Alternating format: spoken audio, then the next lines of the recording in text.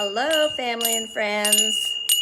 It's Miss Christine again for a little yoga lesson. One of my friends said she didn't like these bells. I'm sorry, but I'm in love with them. They're so sweet. She wants me to get a big gong, so I'll have to see how that would fit into my studio. Miss Yogi and Miss Chloe back there, they both say hello, and they will be supervising our class today, which is going to include 3 new poses. 2 are usually used in a warm-up setting. They are moonflowers and sunflowers. And then another one is almost the same thing, but it's a little more intense, has a little bit more heat to it, and it's usually used in the core section of a yoga class. It's called Goddess.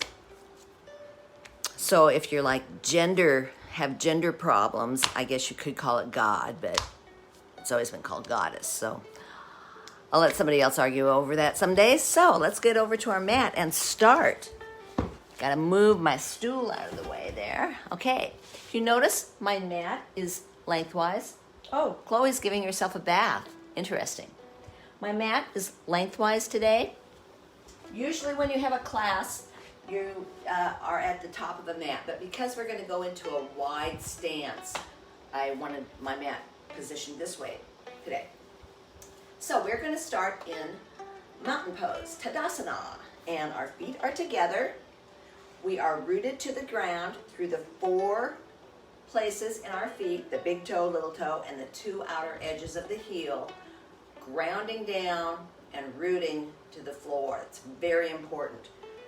Energy is coming up through our arches, through our legs. Remember, your knees are softened. They're not hyperextended, they're soft. Energy is coming up through your thighs, into your pelvis. Your navel is sucked in to your spine.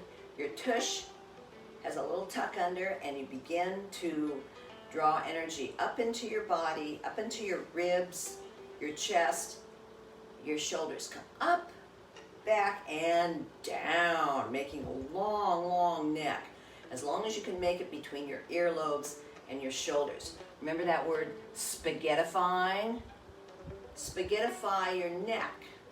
Your chin is parallel to the floor, and the crown of your head has an invisible string pulling up to the ceiling.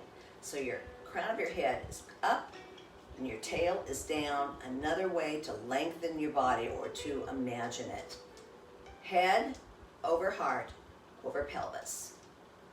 Arms are down at your side, palms facing out, or in Anjali Mudra if you prefer. Yogi's choice. Now we are going to step wide. Either foot can go out. I'm going to take both of my feet out. And my toes are going to be at about 45 degrees, more or less. Some people put their arms out straight and try to line up their ankles with their wrists. I don't usually do that, but that is a method if you want to kind of use that instead of a 45-degree method. Your heels are pointing inward, and your feet are grounding down just like they did when we were in mountain pose. Big toe, little toe, and the 2 outer edges of your heel grounding down. Very important, because that will ensure that your knees are positioned right over your ankles when we go into a bend or a plie in these positions these poses that we're going to learn right now. Okay, 1 hand, 2 hands. You've got your hands at 10 and 2 o'clock. I like to starfish my hands like that. And as I inhale, exhale, I'm going to start bending my knees over my ankles, and my elbows bend and come to my shoulders. Right in line with my shoulders. Moonflowers, Chandra Pushp, moonflowers. Inhale, come back up. Keep those shoulders down. I have to remind myself every time. exhale down.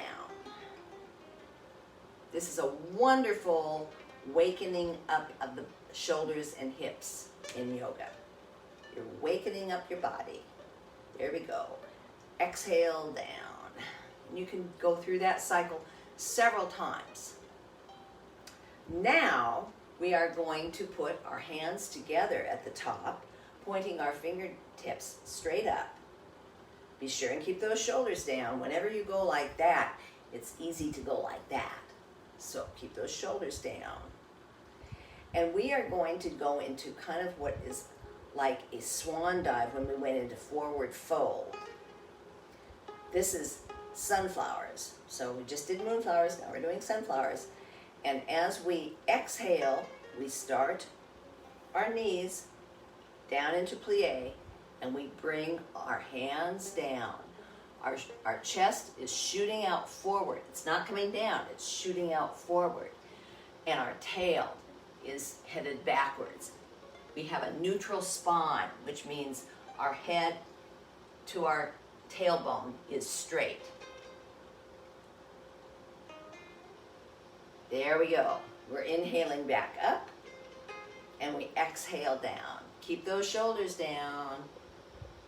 You don't have to go into a real deep plie. You're just warming your body up right now. You are building up some strength in your legs and your core, but this is really a warm-up session. We'll get into goddess, and it'll get a little more intense, okay? One more. Exhale. Exhale when you go down. Inhale when you come up. There you go. Now, if standing up all this time is really bothering you, you can do these sitting in a chair. But it's really, I'm going to warn you, it's really tough to keep your torso lifted in a sitting position. So you might want to buy or get a booster to sit on top of. That will remind you to pull yourself up, plus it'll also boost you up. So you get a 2-for-1 feature by using a booster in a chair. If your shoulders are bothering you, you don't need to get crazy with your arms. You can keep your hands on your hips or in Anjali Mudra and just go through the plie section. If your knees are bothering you, just very slight plie. You don't have to get deep. This is not a ballet class, and only you are competing against yourself, nobody else. Be sure to keep your feet grounded and your shoulders down. That's real common to want to bring your shoulders back up. So we just went through moonflowers and sunflowers. Now I told you we would do something that was very similar to those two, and it is called goddess. It is done during a core of a class because it's a little more intense. We keep the same position, but our hands come to our hips. Or you can start in Anjali Mudra if you'd like, but I'm going to have my hands on my hips. And you want to, what we will be doing is holding the position longer, which will mean we are building more strength than warming up. We've already warmed up, so let's build strength. So as we inhale, we exhale, and we start our plie, and our arms come up with our palms facing up and a straight line, as straight as we can make it, from fingertip to fingertip. I have seen some people come in and out. But the main thing is, I think if you get out like this and hold your position for 3 to 5 breaths, you're accomplishing what this pose is meant to be. So let's take 3 breaths. 1, 2, 3. Inhale and come up. And you go, oh, that was easy, no problem. Okay, what that means is you need to go further down in your plie. You need to take it one step further. So, inhale, exhale, and down, and let's go a little bit deeper. Keep those knees over those ankles. 1, 2, 3. And as you inhale, come back up. Never take your hips below your knees. That's not a good thing. That's not a good thing to do. So now to come back, to bring your feet back, we go toe, heel, toe, heel, toe, heel. And you're back into mountain Tadasana position. 3 poses. Moonflowers, sunflowers, used as a pair in a warm-up of a yoga class, and the goddess pose used in the core for more strength. So, laugh when you can, apologize when you should, and if you can't change something, let it go, just like Ilsa in Frozen. Namaste. I'll see you next time. Thank you for joining me. See ya.